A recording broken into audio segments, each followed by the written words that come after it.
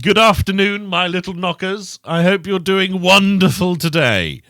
We have a brand new production, which is in your ear holes as we speak to you. Hi, Ed. Hello, Michael. How are you? I'm good. I'm going to tell everyone what the new format is. Well, it's not the new format, it's a new format. It's along with the existing game series podcast thing we've been doing. You said series. I did, but, I like Sean Connery, thought it would get through the net. Turns out I do a podcast with Ed and I get scrutinised on everything. But here we are. I've had a sip of beer, everyone. Literally one sip. I'm off my tits. That game that I referenced earlier, which you will think of the Pocket Knockers podcast as, is now called Wheel Wars.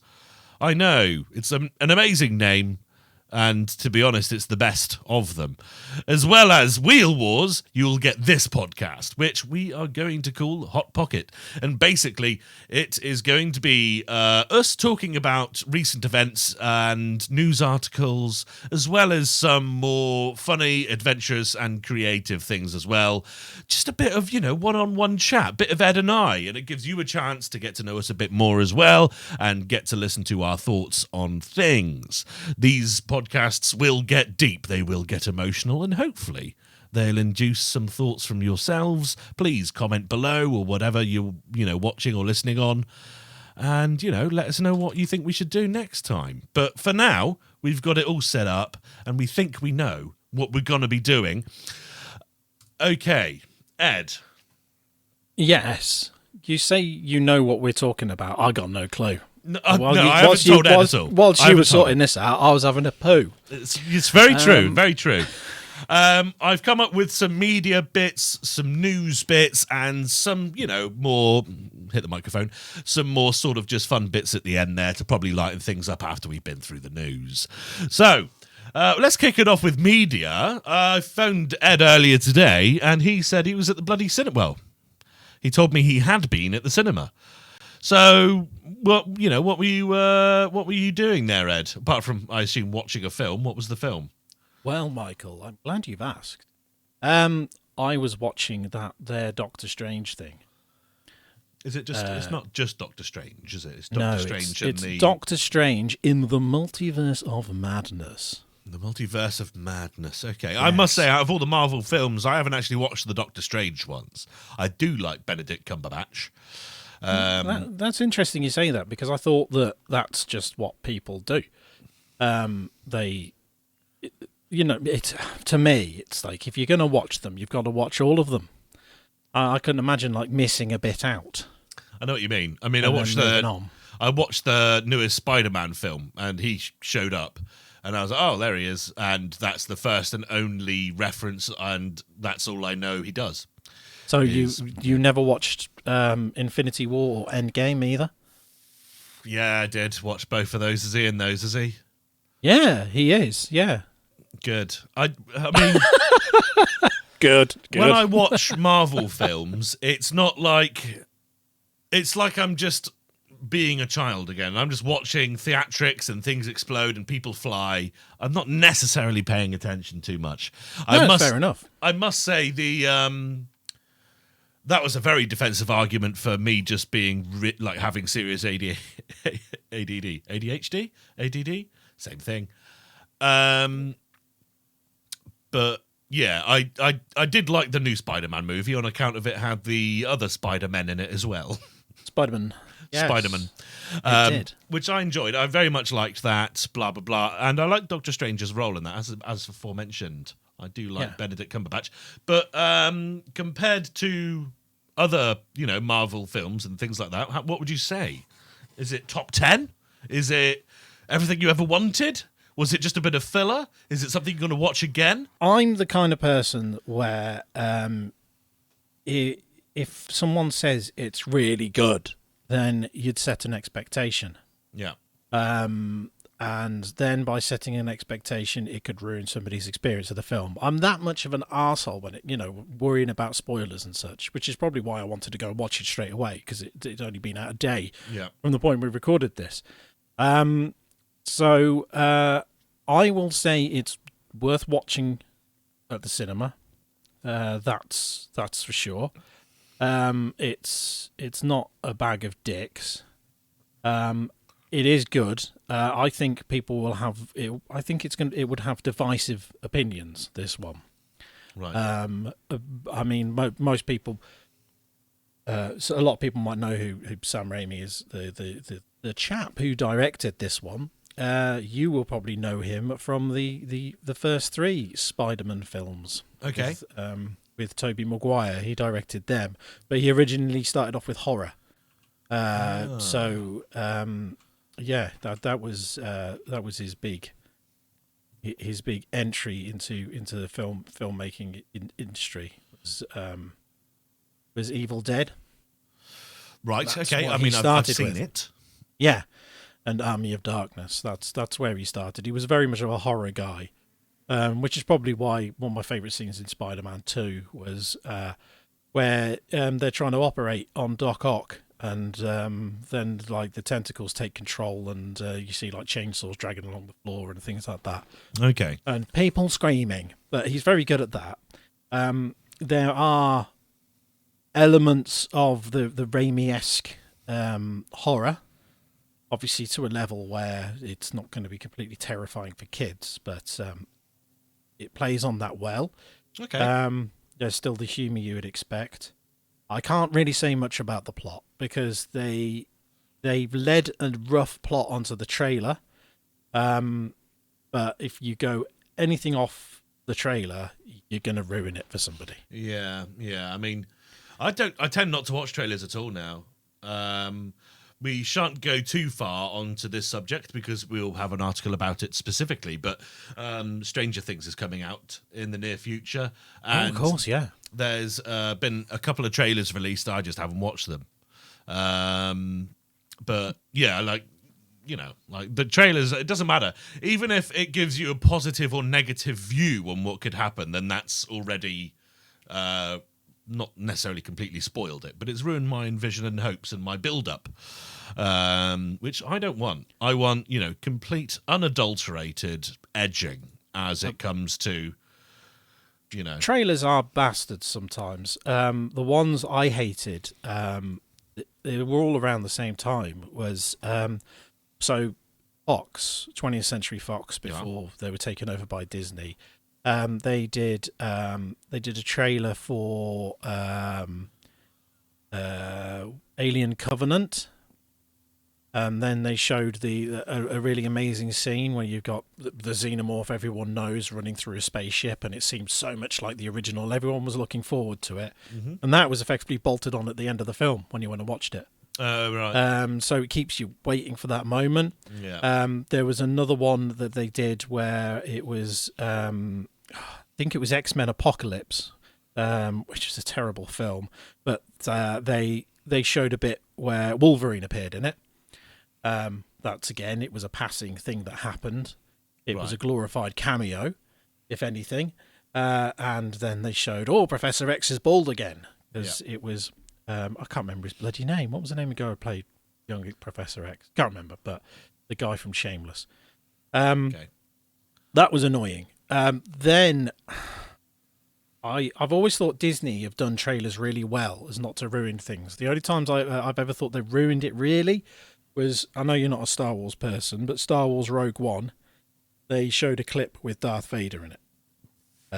And yeah, I mean, that's horrendous. I don't think they should have put that in, because the scene that they showed was about not even a 5-minute scene, and people are sat there waiting for that moment. So when's he going to be in it? When's he going to be in it? You shouldn't put those bits in trailers, because then people are wishing the rest of the film away. Yeah, or waiting for it to pass because they want that one moment in the film.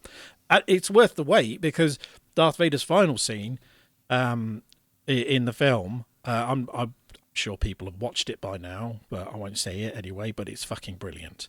Right. But that, apart from that, with Marvel stuff, they've been so fucking good with trailers.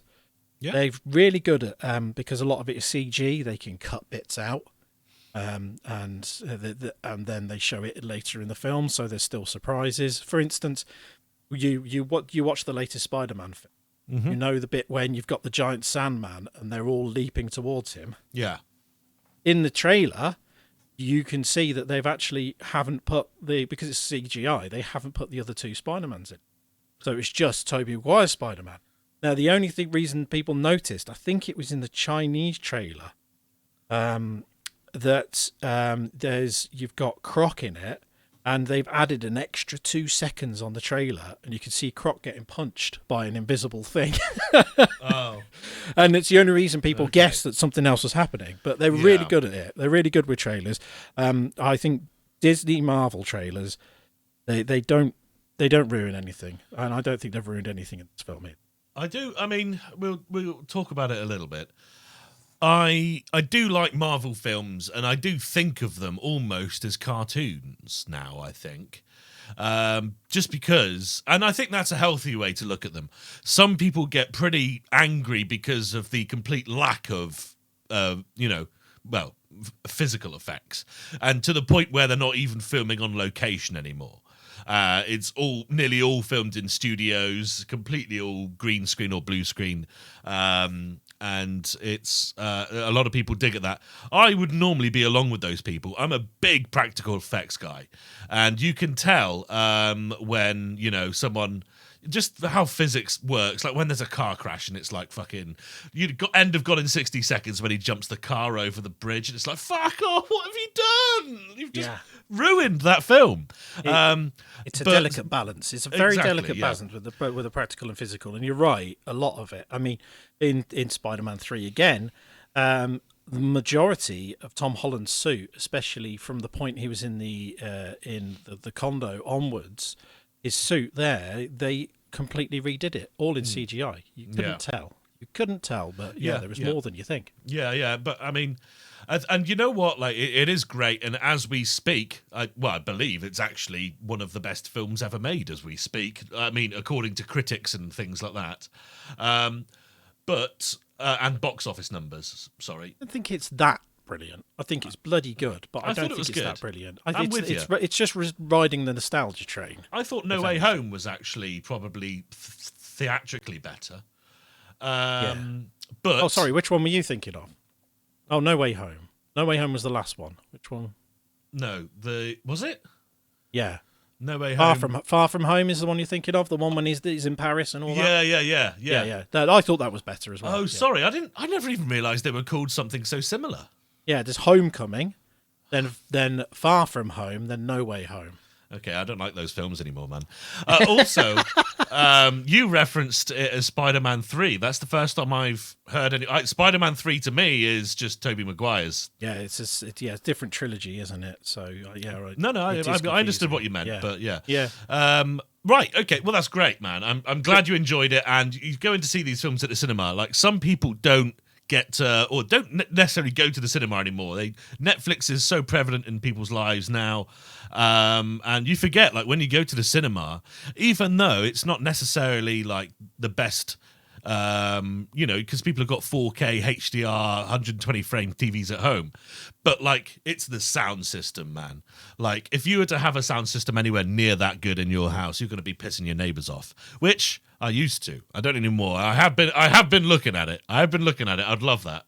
That's why I went at 10 o'clock this morning, because I wanted minimal audience with me. And I still had an elderly couple, and every time something happened, she went, oh really? Shut up. Before we do move on, because you mentioned streaming and such, then because it was Star Wars Day recently, they released another trailer for Kenobi, which is going to be coming up on Disney Plus. Everyone's looking forward to that one, with Ewan McGregor back as Obi-Wan Kenobi. Okay. But we were talking about the special effects, and you were talking about green screens and things, and they've done something which I find ingenious, because they know now that you can get panels that you know what I mean by photogenic panels. They don't have the glare or the exposure or the flicker that you'd get on camera. So a lot of the stuff now is they render the like CGI backdrops and stuff. They they don't do it in post anymore. They do it before. So rather than having green screens, they've got massive panels with the backdrops, and you wouldn't be able to tell, because it's clear as anything, and it gives just for those who may not know, when you say panel, you mean big ass television, effectively. Yeah, basically big screens. Gotcha. Yeah. Big screens. Yeah. Yeah. So they've got big screens, and because of the resolution and the technology on it, that it's clear as anything, and it looks perfect when you watch it on your TV as well. Yeah. But it also gives the actors the knowledge of what their surroundings are, rather than having to act, in front of a green screen. They get the idea of, okay, I'm in a big, massive desert. I can see into the distance and everything. Yeah. So yeah. they get some of the atmosphere as well. Yeah. Okay. So it's kind of, because everything's normally in post, this isn't. So it just it's quite interesting. It's not practical, but it's hard to Yeah. explain. But I can imagine it really helps the acting process and directing Yeah, no, process. you're absolutely right. We wouldn't notice the difference, but it really must be quite hard. And don't forget, when you're talking about these actors, Ewan McGregor, who were around and started acting long before CG really was a big thing. Like, they're not necessarily trained.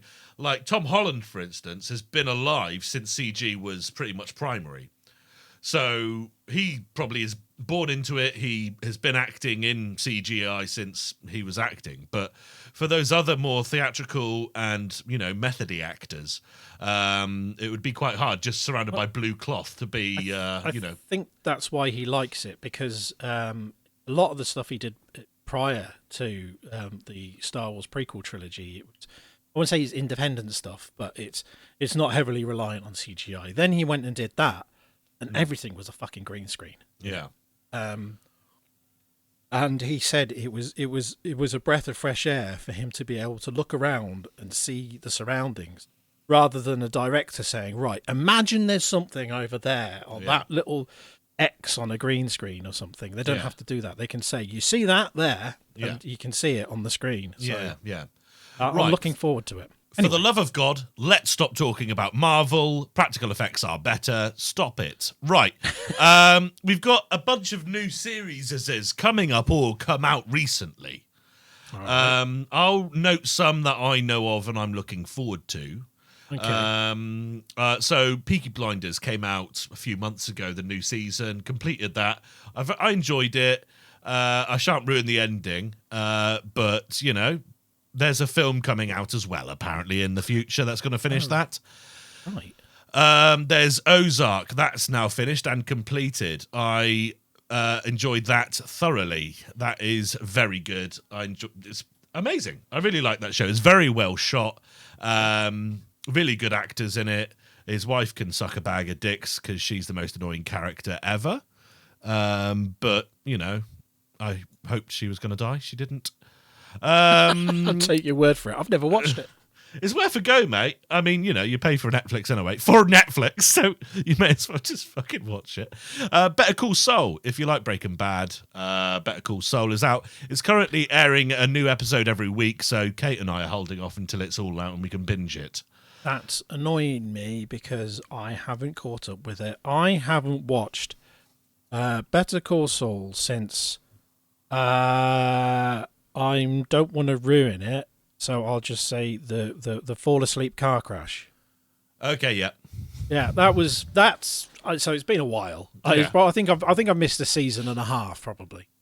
And I really desperately need to catch up because I do like it, but I want to be invested in it. Yeah. It's distraction free for me. That's what that's got to be. And I think I shan't say it, but I think what everyone's wanted to happen whilst they've been watching Better Call Saul happens in this last season. So that I'm very much looking forward to that. There's a show called Snowpiercer, which I like. It's got Sean Bean in it.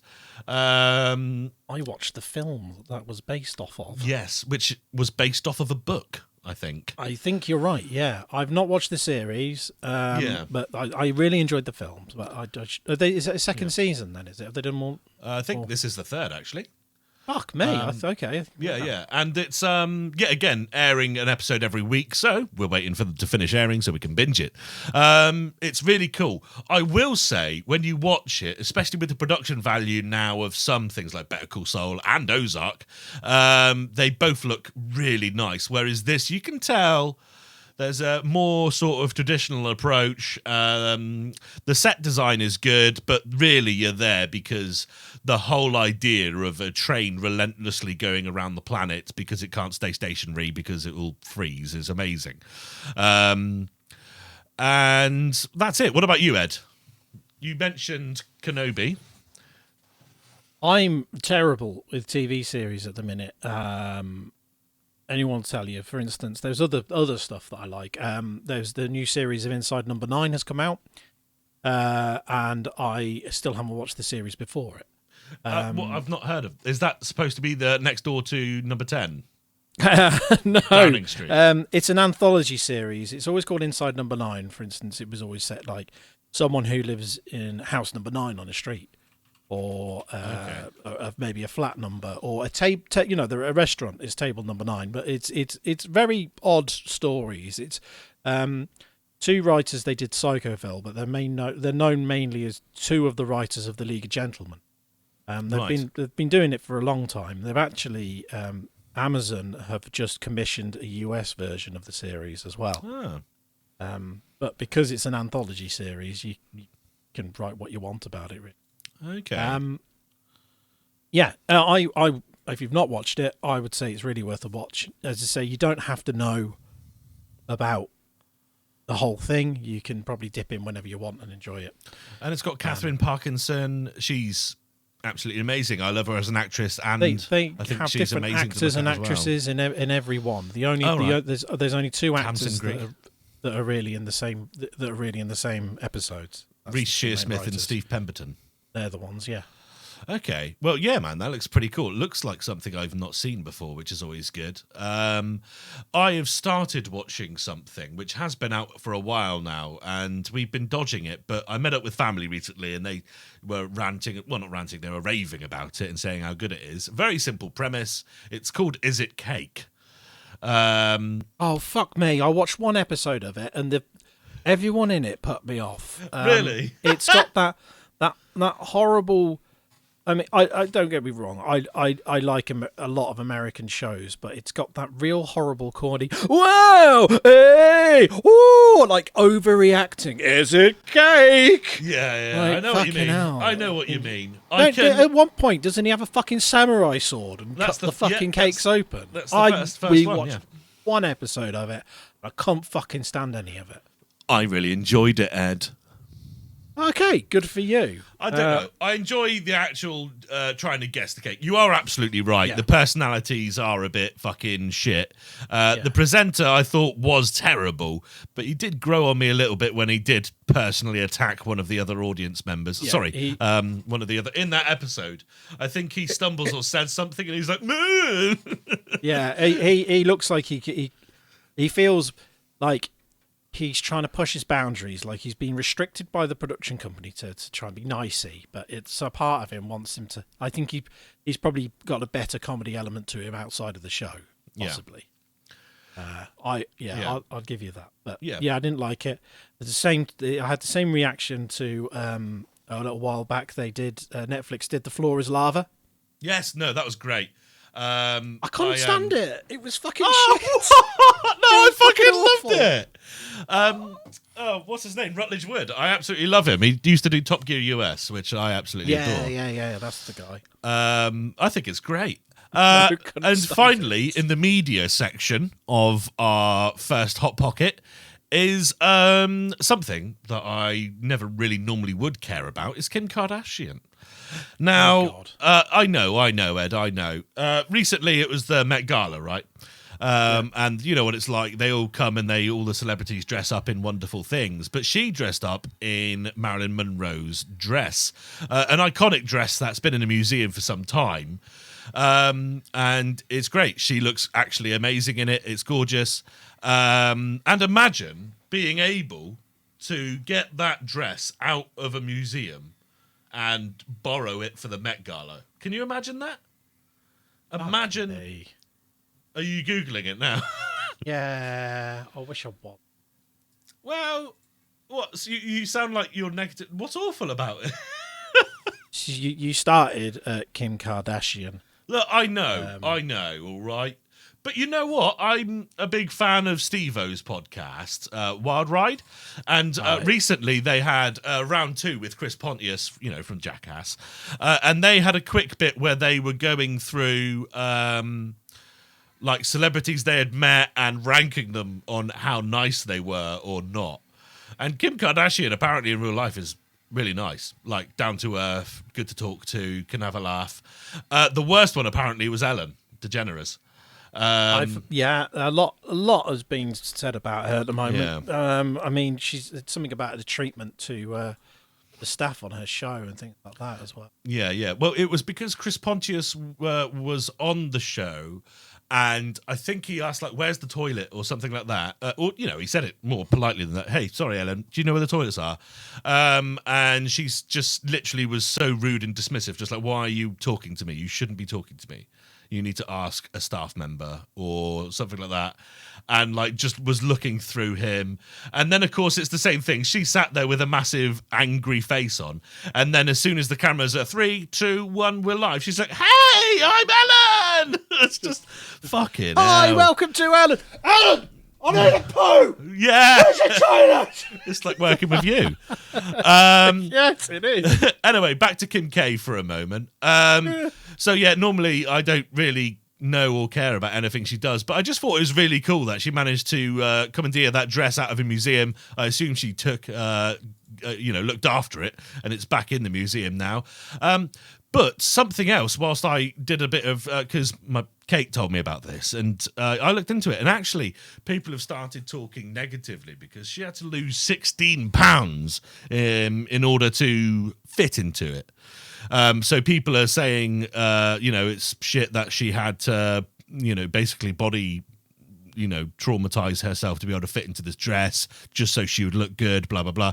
I mean, it was her choice. That's her choice. It's her choice. If she wanted to wear this one-of-a-kind dress wore by someone else that was, so iconic, then she's going to have to make herself fit into it.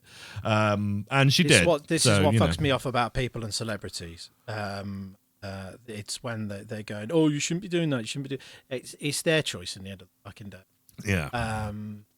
If someone said, look, you need to be wearing that dress on the Met Gala or else we're going to kill your daughter, if she's got daughters, I don't even know, or sister, she's got a few of those, yeah, we'll do that, then that would obviously be a negative impact.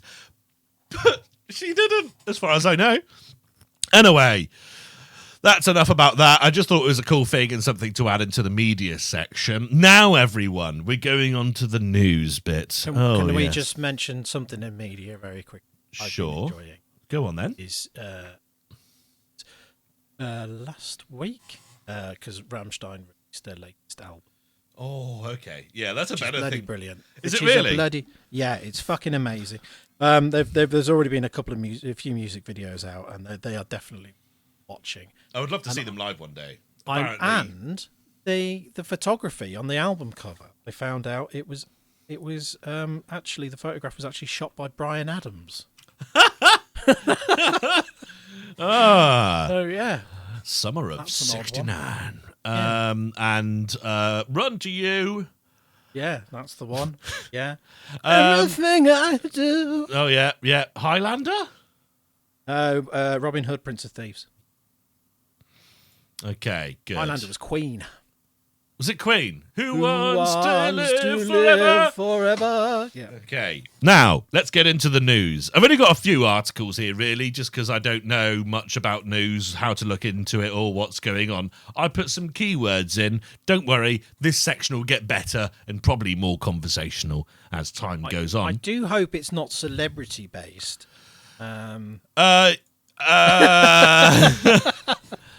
I mean, we don't want it to sound like a gossip column. No. Well, there's Amber Heard, Johnny Depp, blah, blah, blah. Let's not talk about it too much. They're both fucking shit for each other. For every bad thing she's done, he's done something and vice versa. Why can't they just fucking forget about it, carry on making movies and fucking give us bloody Jack Sparrow back? Well, we say that, but also it's a defamation case where that's frustrating because I think it should be more than a defamation case. So you're talking about it now? Yeah, I'm saying the reasons why it shouldn't be just mentioned lightly, because it's a case of domestic abuse, and it shouldn't just be about defamation. It's a serious subject. On one side, it's it's a man who's possibly assaulted a woman, or the other side is it's a woman who has used a very important to me, the whole Me Too thing, the movement.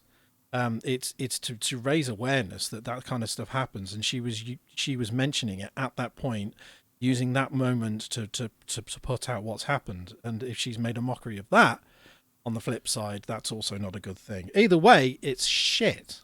Sounds like you know more about it than I do, to be fair. Either way, it's awful, and people are going, it's all right, he'll get through it, or look at that fucking slag, or or the other way around, or fucking Johnny Depp's going to get his fucking face punched in and he's beat a woman up. Either way round, it's not the way, and it's people who have their own fucking opinions on it everywhere. Oh, when I think this, I think that. Fuck off! It's a court procedure. Piss off. Wait for it to end. See what the fucking verdict is. Until then, shut up. Agreed. Also, why can we have full coverage of this, not of Ghislaine Maxwell's trial? That would have been good. Because it was part of Johnny Depp's. He insisted the whole thing was filmed. Oh, well, there you go. Well, I insist that Ghislaine Maxwell should fucking... Does it not work like that? Okay, moving on. Local elections, they happened yesterday. Supposedly, Labour's looking very good. Loads of seats going on there, Ed. You're still Tory, aren't you? No, I'm not now. You are, aren't you? I thought your area was still Tory. No, we're Labour now. Are you? Well, we're still Tory. Are you? Yeah. Okay. They lost where I am. They lost 2 to Labour. Can't remember how many we've got, but that's basically. Oh, really? I need to look at this now, because am I wrong? Map reveals, blah, blah, blah. Explain it. I'm typing your town in here. Oh, thank you. Yeah, if you could just do it for me, that would be great. Oh, no party majority. Okay, yeah, you've basically got a match on Conservative and Labour. Good. Well, there you go. We're like, we're just running that line. We're on the fence about everything. It doesn't matter. Chill, man. You've got one for Green Party as well. Where's Plimpton Chaddlewood? Got one there for Green. Yeah, Plimpton Chaddlewood. I know where that is. But yeah, it's a big shake-up, I guess. But the things people are asking at the moment is I think everyone wants to see is like, could you force an election out of it? I was talking to Flora about it earlier, because Flora loves elections. She's been watching coverage on the television. Okay. And she doesn't see it being such a good thing. The odd one is, although Northern Ireland, I'm not sure if you've heard of them. No. Sinn Féin have got that one. I don't know what the fuck that is, Ed. Well, let's just say it's not great. Right. Anyway. Yeah. That's as far as we go with politics. Look, we know a thing that happened political. Hey, man, you carried that. You carried that. John Major. John Major. I'll have some peas, please. George Brown. James Brown. Ow! I mean, best politician ever, probably. Yeah. He's dead. Right. That's exactly why he'd be the best politician ever. They should all fucking die. Right. And of course, a little bit of Putin catch up. It's quite hard to, fathom what's going on, really, with Putin and his whole regime currently. The thing is, I don't know exactly. Like, when they first started attacking, I thought it was going to be a whitewash, to be honest. And then I think Reinasis just killed a lot of them.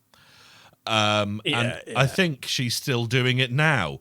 I see in the news articles this week there's apparently Russia has very next generation Ford futuristic tanks that cost 4 million each, have got super thick steel plating, automatic defense systems and things like this, and one got destroyed after 1 week being in the battlefield. But that being said, there could be some that are in the battlefield that have been out there for a year or so. I don't know, but probably not because it's only been a few months. But yeah, the one thing I read of earlier is about it is obviously the whole oil ban that the EU are trying to impose against Russia. Yeah, sunflower oil. Is Hungary? They're planning. Well, apparently they're planning to reject that sanctions. There's lots of things going. Always have they got Hungary in their pockets and things like that? Okay, it's just. Yeah, and of course China's on the fence, and weirdly India's on the fence.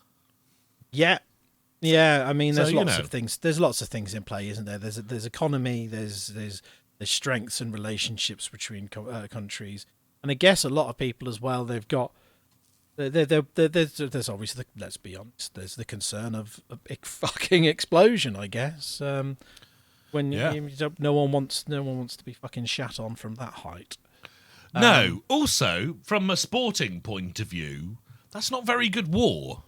You really want war so you can take that land over, not just make it a wasteland. Plus, it's not tactical just to nuke a country, Putin. All right, because I know he's watching. It's bullying, isn't it? It's bullying. What, nuclear war? Yeah, well, the way he's going on it. If you don't do what I want you to do, I'm warning you. I'm telling you now. It's like. Yeah.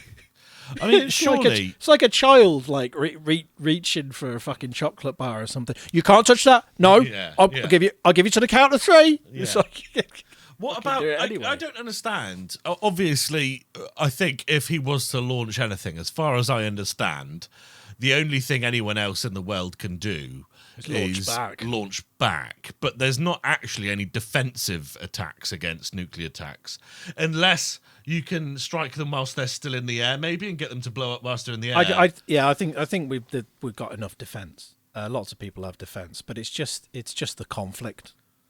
It's just not something that anyone's going to want. But you have to remember, we had the same whole. It's the Cold War was all about one giant stalemate for that reason. Yeah.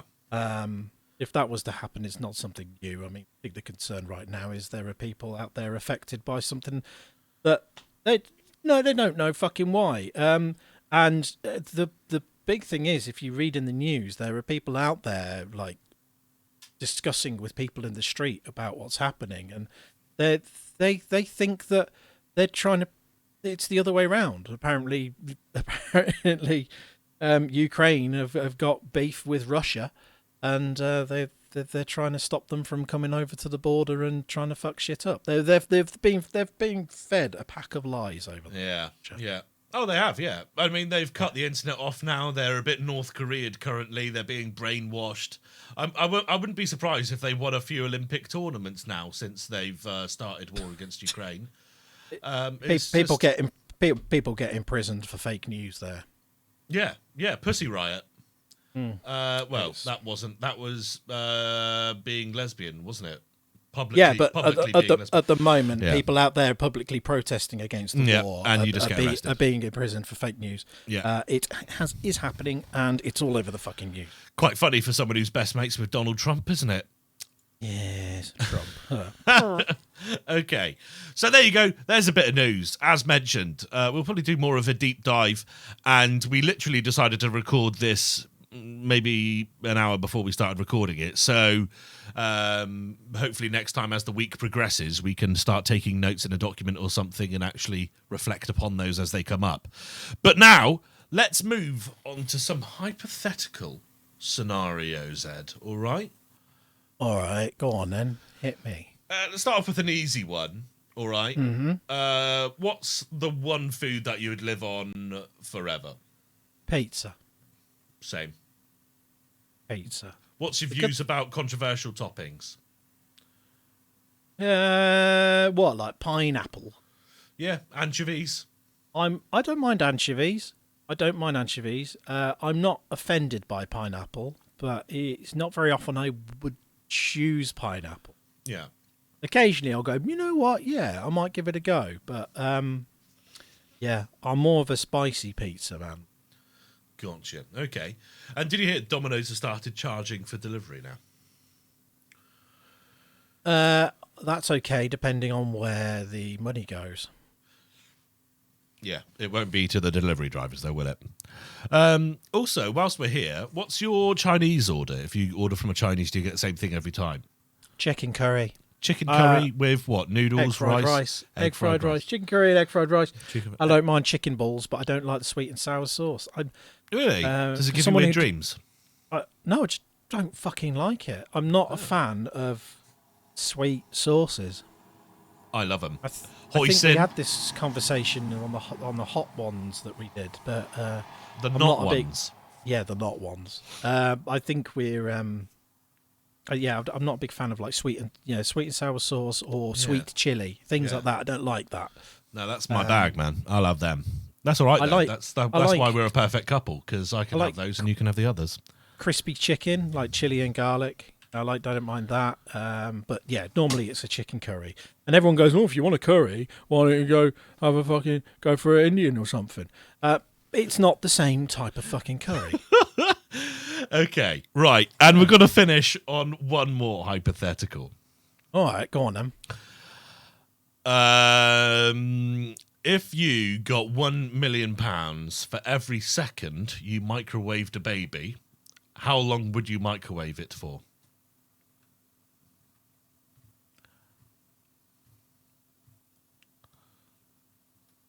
Is it alive? Yeah. Oh. And it's the real world. So, 2 seconds. Okay. What about if it was your baby? Half an hour. What about if I told you that someone had accidentally, in quotes, done this act already, and the child survived after 2 minutes of being microwaved? Fuck off. Yeah, it's true. So would you, knowing that information, would you be like, fuck it, I'm leaving it in? No? You're still I'm guessing 2 seconds. I'm guessing it's a category E. I feel like it would just pop. I don't know. But I was a oneer. I was just 1 second. Boom. Done. You know. Whoop. Who the fuck microwaves a baby? I don't know. The thing is, how can you tell if it's all right? It's a baby. What? Because it makes a fucking noise afterwards. You don't know what you've fucking done to them. Because I feel even any more than that, even if the child was fine, lived, and everything like that, I feel like you would still cause maybe some cell damage in the brain or something like that, you know. Wait, ask me the question again. Exactly how you said it. What? Go on, ask me the question. So, if you got £1 million for every second you put a baby in a microwave, how many seconds would you put it in for? 20 minutes. I'd leave the door open and I'd make sure the power's off. Fuck you. Thank you. No, I mean... No, you don't. You didn't say it was on. No. You said how long would I put it in the microwave Sorry, for? just to clarify, Ed, if you don't want to do it, you don't have to. No, it's fine. I'll turn it on its side. You think this person, this anonymous person who's gone, put the baby in the microwave and I'll give you $1 million for every second you put it in, is going to be like, oh, nah, I put it in, but actually I tricked you because I unplugged it and left the door open. Just turn the knob up. He'll be like, oh, well done. You have beaten the test. Here's your money. Also, if you're going to do that anyway, then why not just put it in for like an hour? Why just do it for 20 minutes? Because it might get bored. It might get bored. No, you could put a little mobile up on the roof of the microwave, like a cot made by Hitachi.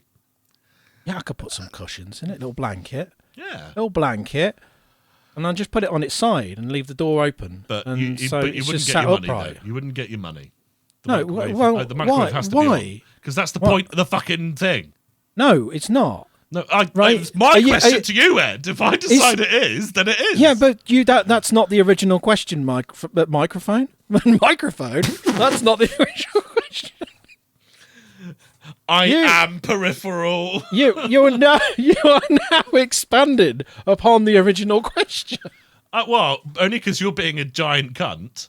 Like you're being a giant cunt. You're talking about putting babies in microwaves. Yeah, but I'm not. It's hypothetical. That's what this chapter's called. And how long did you say you'd do it for? One, properly, like a man.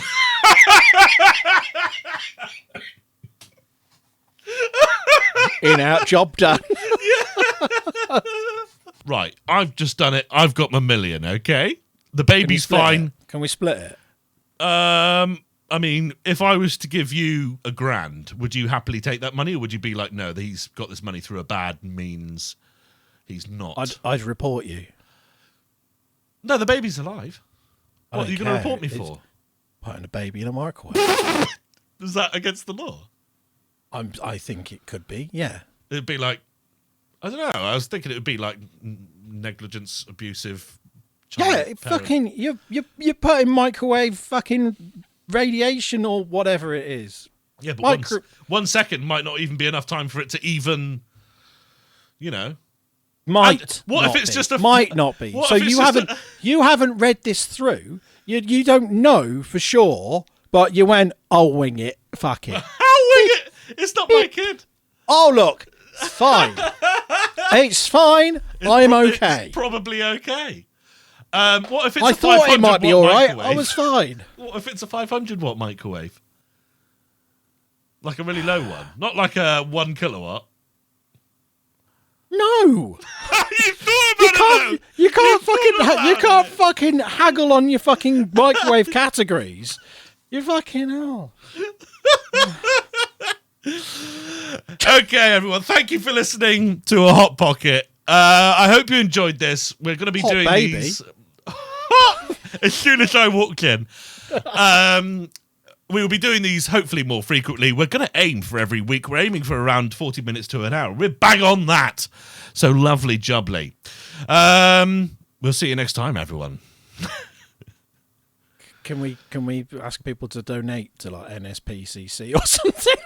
No. You can go. How can people give us money? We'll figure that. I'll do. Don't worry. We need a Patreon or some shit. Yeah. Goodbye, everyone. Have a lovely week.